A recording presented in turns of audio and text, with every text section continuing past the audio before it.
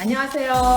하얀 밤, 검은 낮, 스웨덴을 알려주는 여자들 시작하겠습니다. Think I found the light. It's been so long.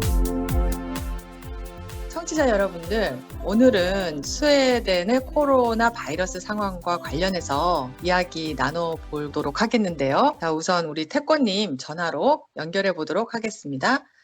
태권님, 안녕하세요. 네, 안녕하세요. 네, 요즘 저는 이런 연락 많이 받거든요.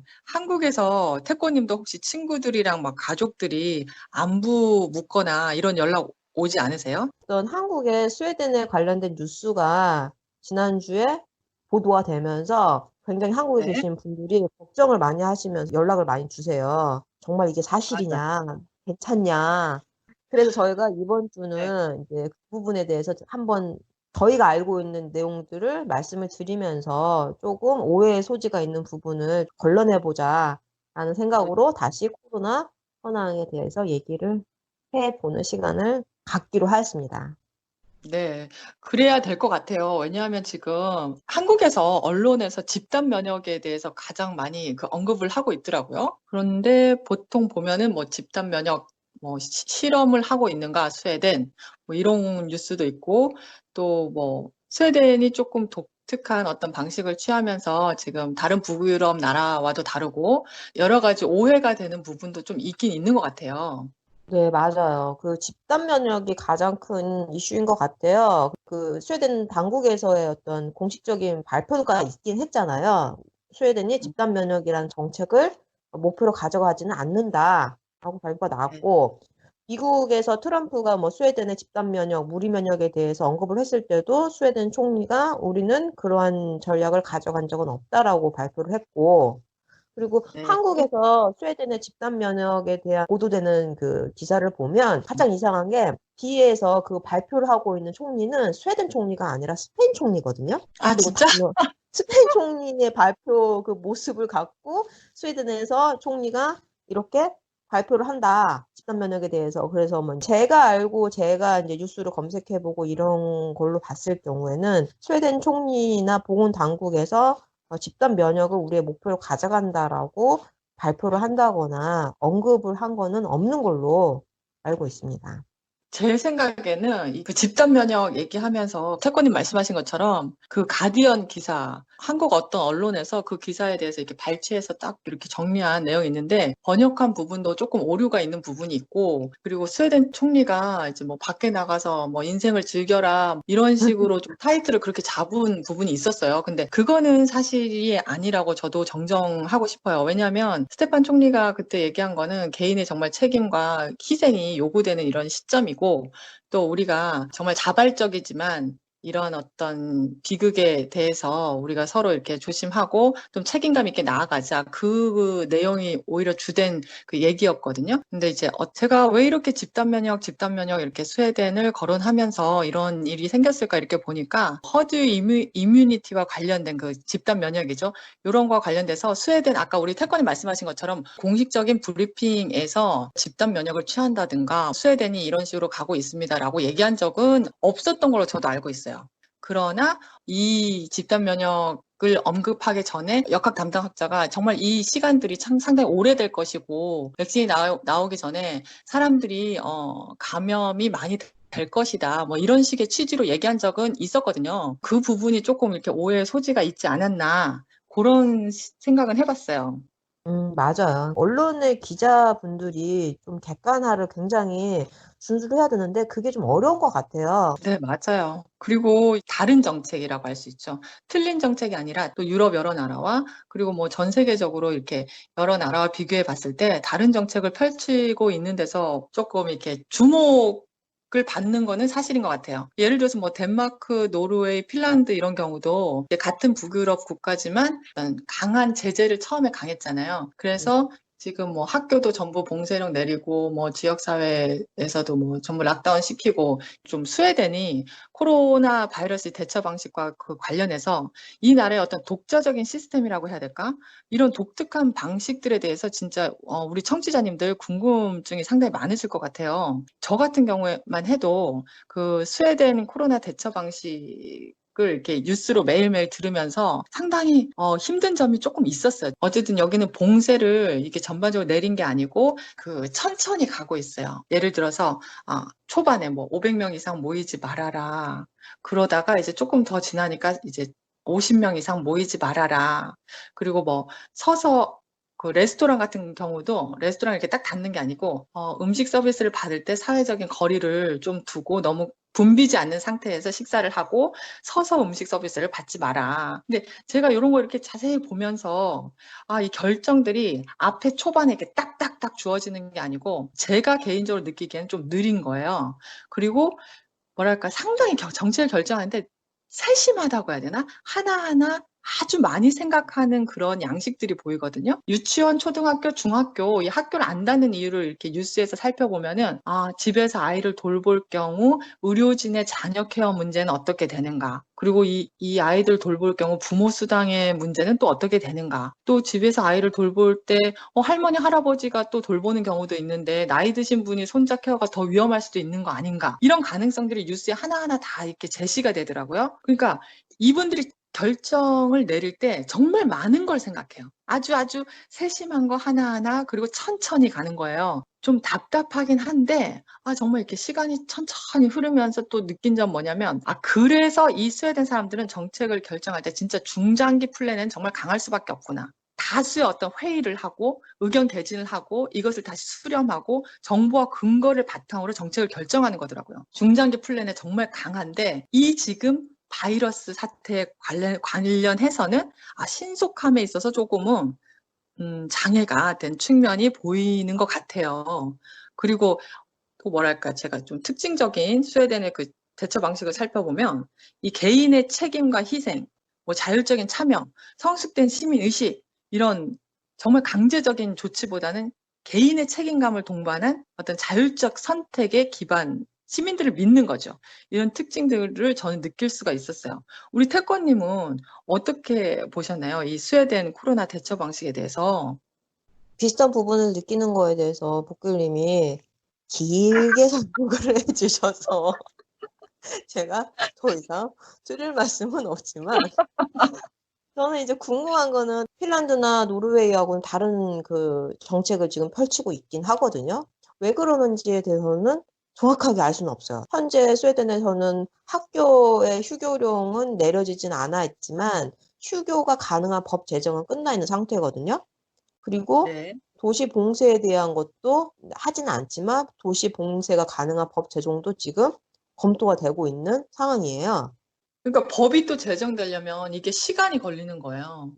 이게 의회가 또 소집돼야 되고 의회에서 또 의견을 개진해야 되고 회의를 해야 되고 어떤 이런 특징들이 상당히 시간을 이렇게 소비하는 그런 양상이 보여지는 거는 사실인 것 같아요. 근데 저는 그거 하나는 좀 다른 것 같아요. 그 국회의원들이 우리나라처럼 뭐 의회가 갑자기 중단된다거나 막 막거나 이런 건 없는 것 같아요. 일은 참 나가서 잘해. 네, 맞아요. 이 분들이 회의하면 바로 뭐 이때 뭐 4시에 뭐 결정한다 하면 딱 결정하고 끝나더라고요. 이게 뭐 결정 안 돼가지고 뭐 서로 싸우다가 그건 없는 것 같아요. 예, 우리나라 그건 국회 없는 것 보면 같아요. 막 국회 파장 막 문 닫고 막 문 못 열게 하고 막 그러는데 요 양반들은 되게 조용히 다 모여갖고 끝까지 뭔가 정책도 결정하고 그러는 거는 되게 부러운 부분이긴 하더라고요. 그렇죠. 여기도 다수당이잖아요. 당이 되게 많은데 의견들이 다들 이렇게 조율은 되는 것 같아요. 자, 그러면 여기서 우리 잠깐 그 스웨덴의 상황에 대해서 우리 청취자님들한테 알려드려야 될 것 같거든요. 우리 채권님 보시기에 그 스웨덴 상황, 요즘 나오는 인상 깊은 뉴스라든가, 태권님이 알려드리고 싶은 그런 내용들이 있으면 좀 얘기해 주세요. 네, 여러 가지 뉴스가 있는 것 같은데 저희가 진짜 이 방송 준비하면서 되게 열심히 하고 있어요. 저는 이렇게 제가 사회, 시사, 경제 모든 지면을 다 읽을 줄은 꿈에도 몰랐어요. 근데 혹시라도 정보가 잘못된 게 있다라고 하면 저희 쪽에 꼭 연락을 주셔서 정정될 수 있도록 또 청취자분들의 도움을 제가 요청드리는 부분이 있고요. 첫 번째는 그 4월 10일 기준으로 스웨덴의 확진자 수는 약 9,200명 정도가 되고요. 사망자는 800명 정도가 나와 있어요. 근데 사망자 연령대를 살펴보면 20대가 3명, 그리고 30대, 40대가 5명, 50대가 31명, 60대가 60명, 70대 연령대가 이제 200명이 넘어가는 상황이고, 80대 사망률이 300명이 넘어가요.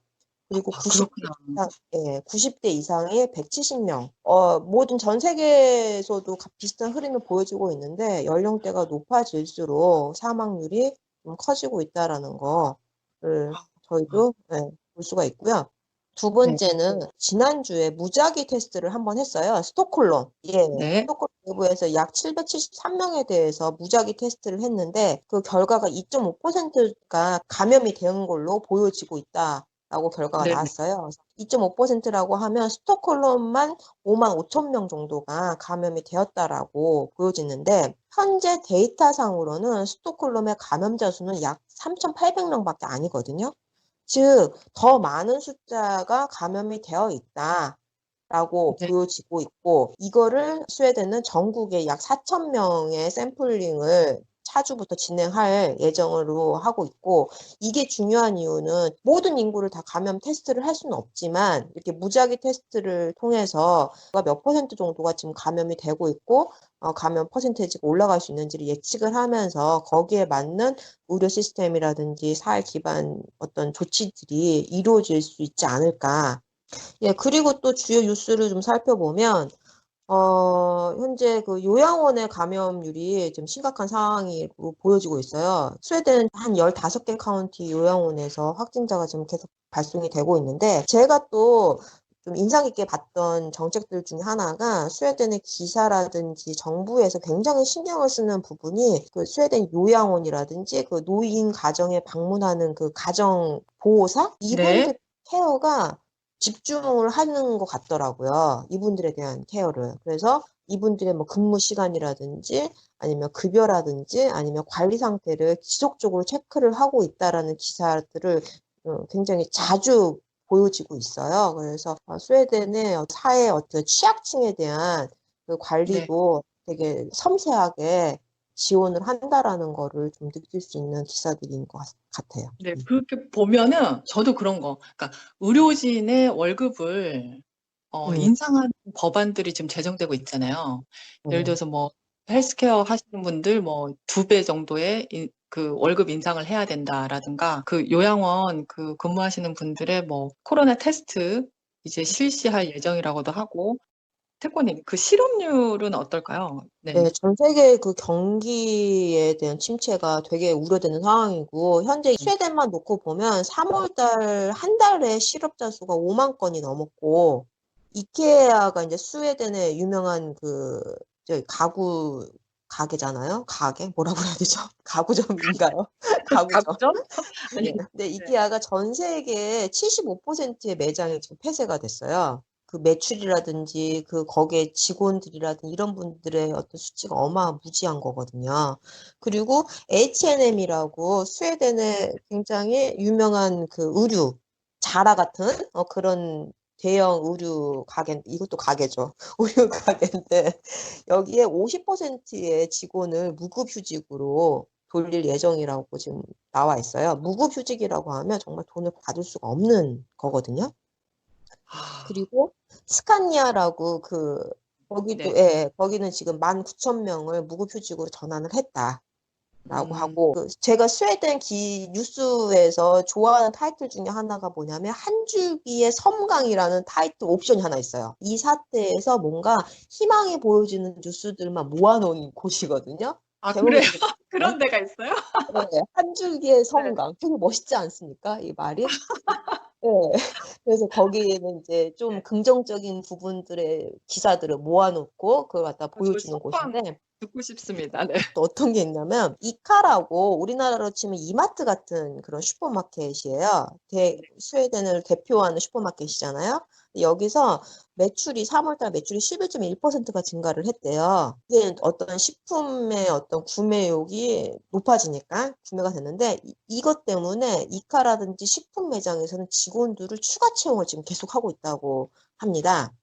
그래서 최근 인터뷰가 나온 거는 커피 머신 기술업을 하고 있던 어떤 청년이 회사에서 해고가 된 거예요. 이번 지금 이 코로나 사태 때문에. 근데 이 식품 이 가게에 재취업이 된 거죠.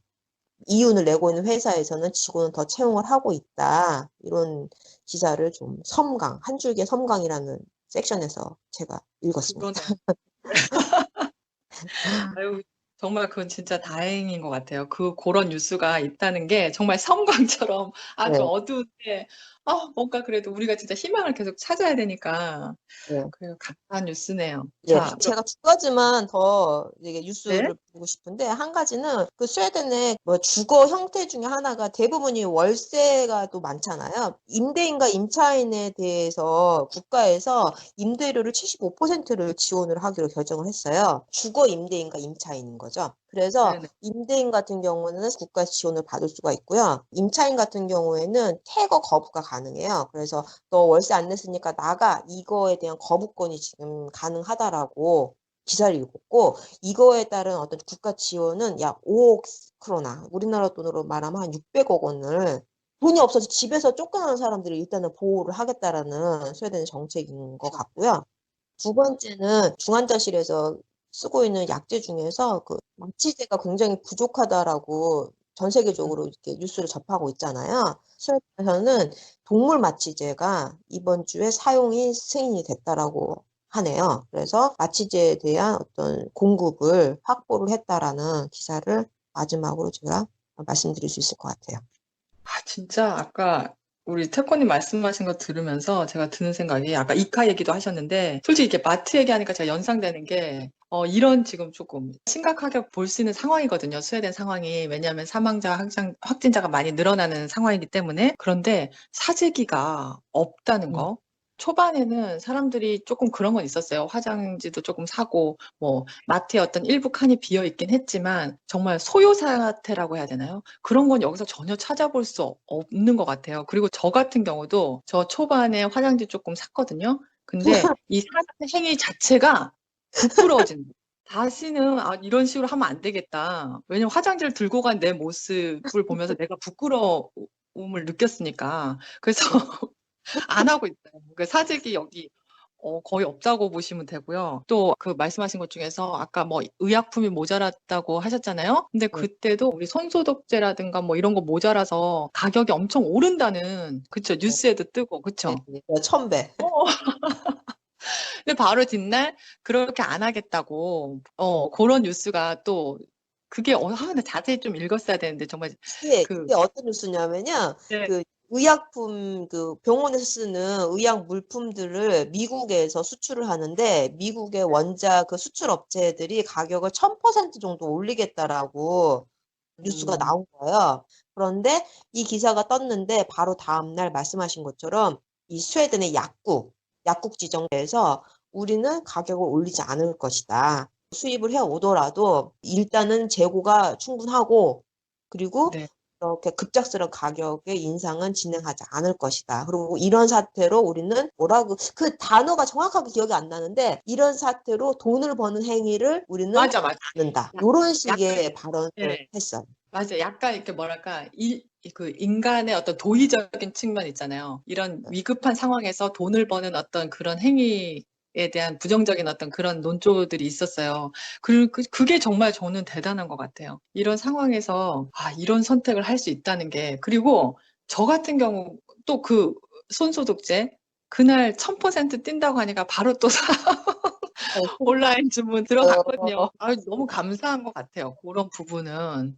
자, 그러면 코로나 바이러스 발병 초기부터 지금까지 스웨덴 정부와 보건당국의 조치에 그런 변화들이 좀 보이잖아요. 달라진 어떤 변화 과정에 대해서 우리 좀 정리해서 청취자님들한테 알려드리는 거 좋을 것 같아서 초반에는 500명 모임을 제한하고 대중교통도 좀 사회적 거리를 두라는 어떤 권고 비슷한 것들이 나왔었고, 대규모 공연이라든가 스포츠도 아주 대규모로 하는 것들은 이제 중단이 됐고, 또 시민들의 자발적 참여를 계속 이렇게 강조시키는 그런 언급들이 있었고, 그리고 초기라고 할 때 제가 또 인상 깊었던 것 중에 하나는 그 스톡홀름에서는 버스를 탈 때 앞에서 타서 계산을 하고 들어가는 네. 구조인데 초기에 앞에 탑승을 제한을 시켰어요. 운전자를 보호하겠다라는 취지로. 그래서 버스가 뒷문으로 타는 건데 다 무료였어요.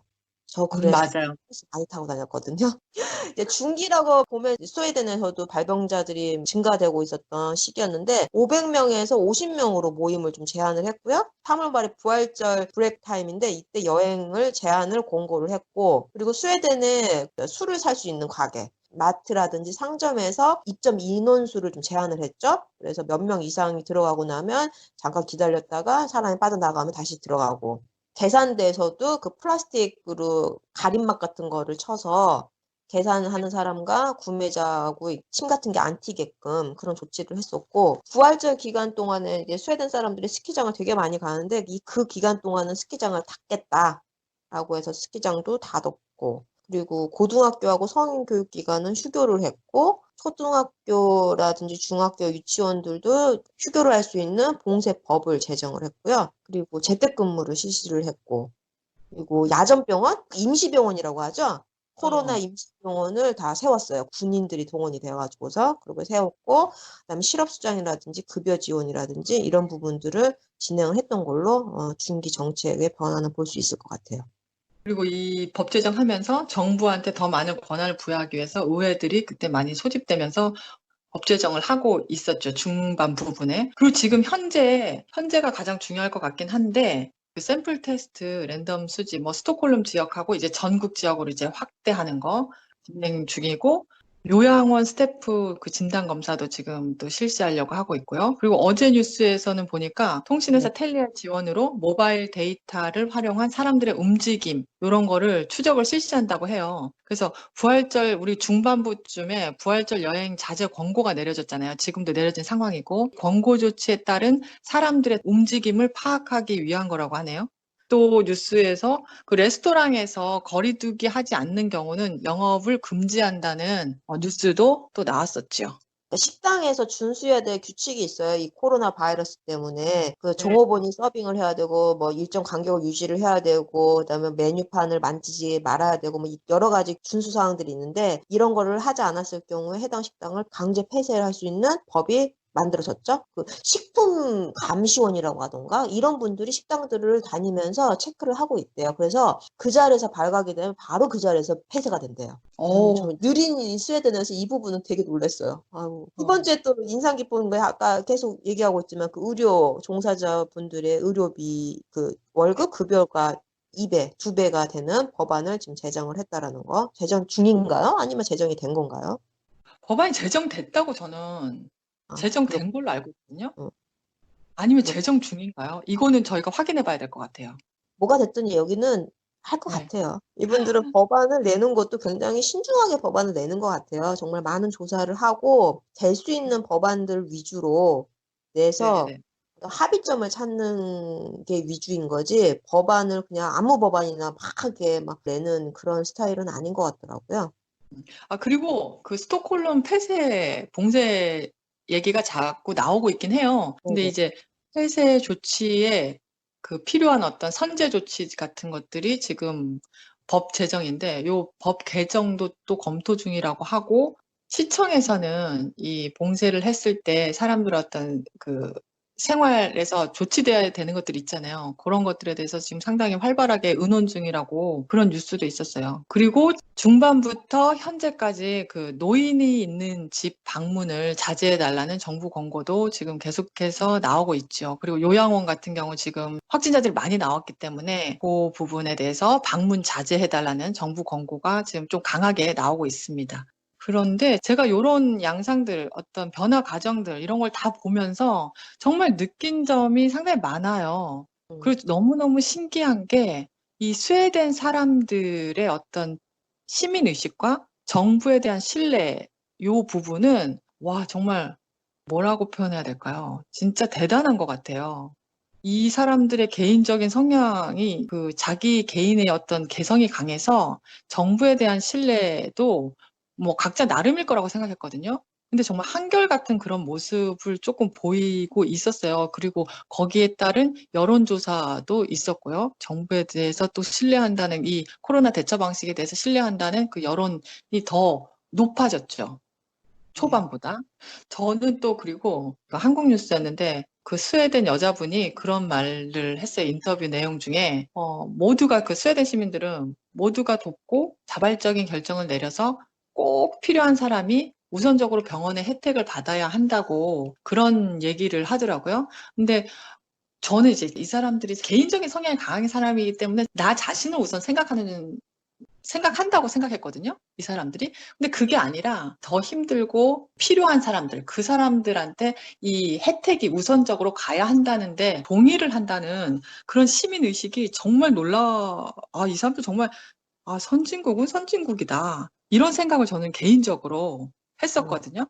이게 미디어가 이렇게 발달된 이 세계에서는 언론의 그 역할이 정말 중요하다고 보거든요. 언론의 힘은 너무나도 무지막지한 거예요. 언론의 분위기가 어떤 것들을 우선적으로 더 일반인들에게 노출을 시켜주느냐에 따라서 사회 집단 색깔이 바뀐다라고 저는 생각을 하거든요. 스웨덴의 언론을 보고 있으면 자극적인 기사보다는 조금 더 발전적인 기사들이 좀 많이 나오는 편이에요. 스웨덴 기사들은 보고 있으면 굉장히 잔잔해, 다들.